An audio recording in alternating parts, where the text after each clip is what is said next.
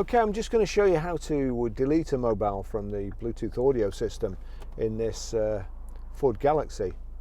As I say, it's not quite as easy as it could be, and it's not quite as easy as Ford usually make things. To be fair, they're usually absolutely spot on, but I suppose it was probably one of the earlier versions of this system. So to delete a mobile from any screen, if we click telephone, and then you see there it says unavailable, click menu, active, menu again, debond. That's what we want to do. Now we have to navigate to the phone that you want to debond, and there you see Barry's iPhone, and then we click menu and it's debonded. That's it, no phone. I'll just show you how to pair a mobile to the Bluetooth audio system. First of all, we make sure Bluetooth is on, and then we watch out at the bottom here.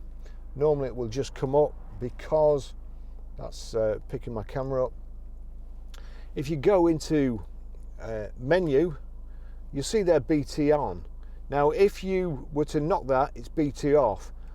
So check if you're not getting any signal to start off with, if it's not showing up on your phone, make sure you've got BT on there. So that's into menu. Let me just do that again. Let's go somewhere else. So turn that down. Sorry.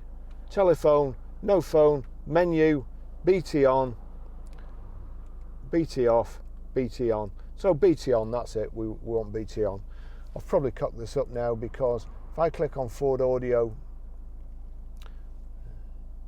please enter the PIN code shown on the radio display into your mobile phone. There you go. The phone has come up with a PIN number of 8101. So 8101, and then we click pair.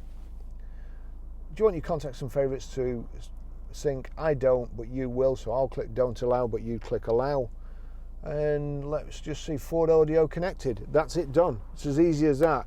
Very easy to connect. Well, everything's easy when you know how, so hope that helps. Thank you for watching.